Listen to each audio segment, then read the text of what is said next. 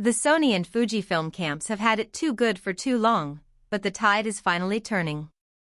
If you've been holding off on an upgrade because you felt the original R7 just wasn't professional enough, then today is exactly what you've been waiting for. Welcome back to Tech Vibe, where we decode the future of imaging. We are diving deep into the definitive leaks and validated specs of the upcoming Canon EOS R7 Mark II. This is a camera that is already being nicknamed the Mini One. Forget everything you think you know about APS-C limitations. We are talking about a massive jump to a 39-megapixel stacked BSI sensor. This camera features 8K video capabilities that challenge cinema lines and an autofocus system pulled straight from Canon's $6,000 flagship bodies. But there is one specific hardware change Canon is making to the body design that has the community completely divided. I will reveal why that might be the deal-breaker for longtime DSLR users. To understand why the R7 Mark II is such a pivotal release, we have to look at the current state of the market. Since the original R7 launched, the competition has stiffened. Sony's A6700 and Fujifilm's X-T5 have pushed the boundaries of what enthusiasts expect from a crop sensor. Canon knows they can't just offer a minor update. The 2026 roadmap suggests that the R7 Mark II is designed to be the ultimate hybrid tool. It is built for wildlife and sports photographers who need that 1.6 times crop reach without sacrificing the speed of a professional full-frame body. Let's talk about the heart of the beast, which is the sensor. Reliable sources are pointing toward a brand new 39-megapixel back-illuminated sensor. Some leaks even suggest a stacked architecture. If this proves true, it changes everything. A stacked sensor means lightning-fast readout speeds. This effectively kills rolling shutter. For bird photographers or those shooting fast motorsports, this means you can finally use the electronic shutter at its full 40 frames per second burst rate. You won't see your subjects looking like they are melting or warping across the frame. Imagine having 39 megapixels of resolution paired with that crop factor. If you are mounting an RF 100 to 500 mm lens, you are effectively getting an 800 mm reach. You will still have enough resolution to crop in even further during post-production. Power requires processing. The R7 Mark II is expected to ship with a new iteration of the Digic X processor.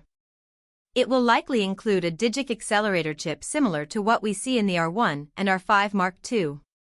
This isn't just about speed, it's about the neural network autofocus. We are looking at subject tracking that doesn't just recognize eyes and faces. It actually predicts movement based on the type of sport or animal you are shooting. Moving into the video capabilities, this is where creators will see the biggest shift. The original R7 was a capable tool, but it lacked the professional codecs and thermal management needed for serious production. The Mark II is rumored to bridge that gap with 8K UHD recording. While some might argue 8K is overkill for a crop sensor, the real benefit is the oversampled 4K.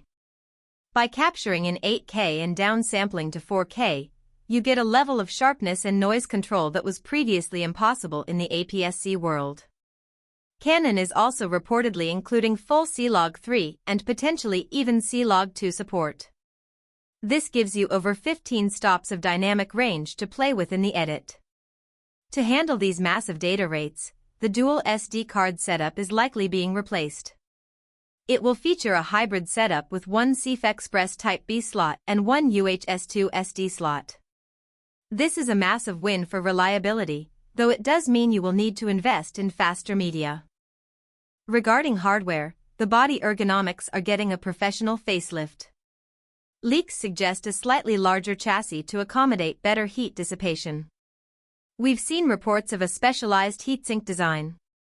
This allows for unlimited 4K 60p recording without the dreaded overheating warning. But here is that controversial change I mentioned earlier. On the original R7, Canon tried a unique combined dial around the joystick. For the Mark II, Canon is reportedly reverting to the traditional layout found on the R5 and R6 series. While most will celebrate this return to a proven design, some early adopters who loved the R7's unique layout might find the muscle memory shift frustrating. The electronic viewfinder is also getting an upgrade. We are looking at a 5.76 million OLED viewfinder with a 120Hz refresh rate. If you've ever tried to track a fast-moving subject through a low-resolution finder, you know how crucial this is. It makes the digital experience feel truly optical.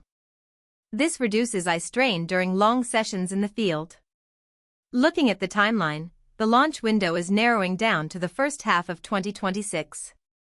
There is a high probability of a May announcement. This aligns perfectly with the summer sporting season. As for the price, expect a slight bump. The added cost of a stacked sensor and CFexpress integration means we could see a launch price between $1,800 and $2,000 for the body only. Is it worth the premium? If you are a casual hobbyist, maybe not. But if you are a content creator or a professional who needs a high-speed secondary body, the R7 Mark II is shaping up to be the most important APS-C camera of the decade. The real factor will be the lenses. Along with the body, rumors are swirling about a new RFS 15 to 70mm f/4 lens. This would be Canon's first constant aperture zoom for the crop system. It is clear that Canon is no longer treating APS-C as a budget entry point. They see it as a specialized tool for high-end creators.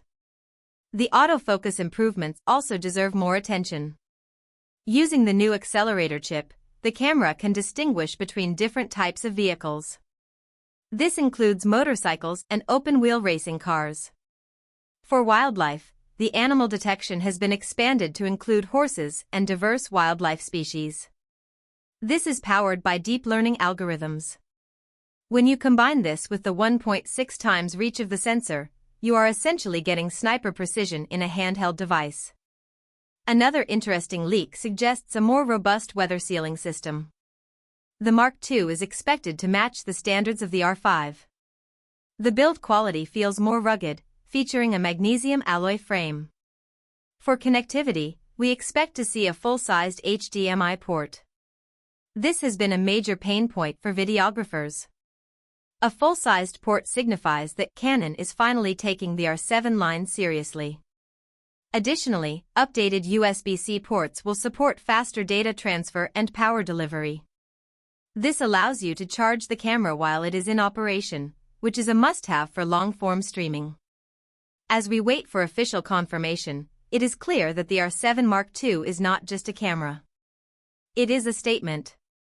It shows that the crop sensor format has a long, powerful future in the professional world. In my opinion, this camera is going to be a game changer. It offers the perfect balance of resolution and speed that wildlife photographers have been begging for. It bridges the gap between enthusiast gear and professional tools perfectly. If these specs hold true, Canon has a massive hit on their hands that will dominate the market for years.